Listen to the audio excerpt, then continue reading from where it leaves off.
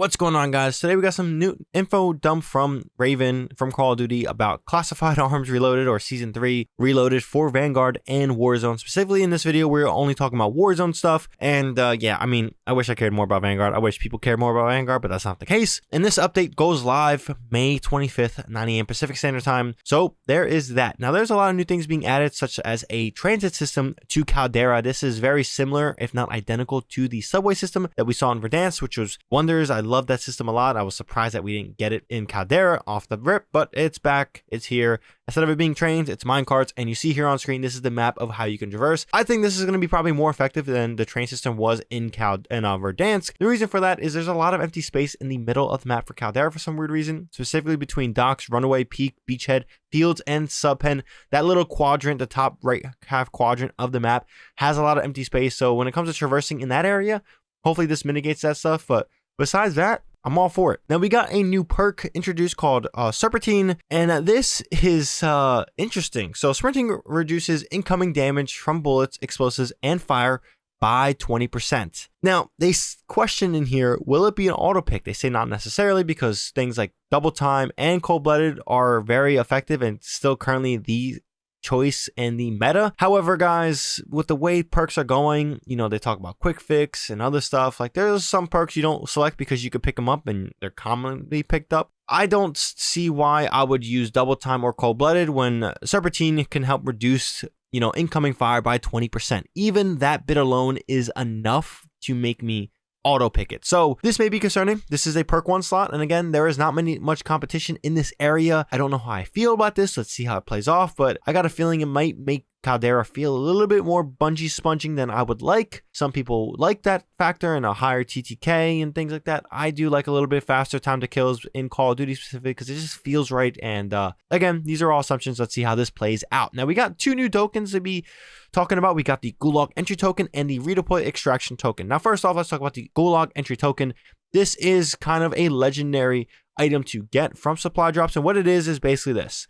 Let's say you die and you already used up your Gulag, and now you got to be bought back for $4,000. If you guys have this token, well, guess what? You get another chance at the Gulag. It gives you another fighting chance, and it doesn't guarantee you get, like, let's say you have 1 chance, now you have 2 chances, and this is something players can use, and I think it's a good addition. Now, one thing that I really like a lot is the Redeploy extraction token. Now, this has been in the game. They talked about it being, you know, Warzone veterans should be familiar with, but instead of going to the Gulag, if you have this token, you basically go straight to redeploying, and I think this is great. Now, this is not something you should expect to find as often as Gulag entry tokens, which as is already a legendary rarity, so do keep that in mind. And let's say the Gulag closes, you will get cash compensation for both these tokens if you guys are holding them, and at the end of the game, you know, when the Gulag closes, they're no longer useful, so you get cash compensation. So there is that. They also added, you know, speed boosts, which are interesting. Now, it is a, you know, tons of potential. It's similar. It's pretty much identical to what you find in Warzone's Clash mode, but it's extremely limited time period that it will benefit you. But at the same time, I mean, I hope these aren't common. They don't say they are, but I'm really curious to see how effective this is and how frequent players use it. I'm still a little bit worrisome that it might be a little bit too arcadey.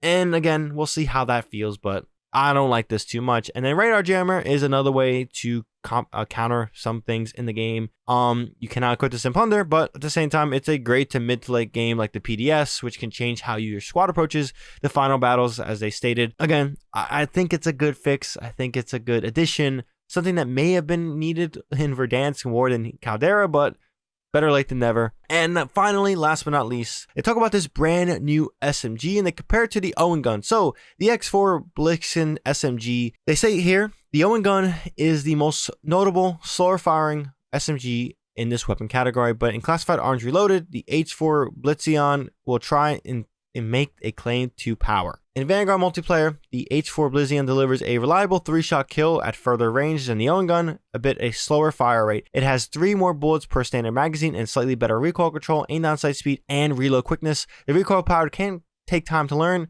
like all weapons in Call of Duty, but knowing the H4's kick can make it more viable in those mid-range engagements rather than just have it hold its own up close. Unlock T8s for blixen by completing SMG-based challenges. Get 3 side kills in a single match 15 times. God fucking damn it. Or by purchasing a story bundle to be released later this season, which includes a weapon blueprint from this weapons family. Now, again, I don't like SMGs getting a little bit more mid-rangey, but that's just my take. It looks interesting. The gun looks kind of cool, but at the same time, let's see how it fares. It's probably not going to have great iron sights from what it looks like, but yeah, again, this update, for the most part, I'm really excited for the transit system. I think that's something that was very much needed. Everything else, I think, is a good addition or a concerning addition. But besides that, that's all I gotta say on this one. Let me know, guys, your thoughts about this update. Are you guys liking the update, what it sounds like? Do you guys don't like what it sounds like? Or you just don't care about Warzone anymore? Let me know in the comment section below. If you guys enjoyed this video, found this video informative, definitely drop this video a like. If you guys are new here and want more content from me, definitely hit that subscribe button and the bell to be notified for when I drop more content. But that being said, that's all I got for this one. ShadowNinja here, and I'm out.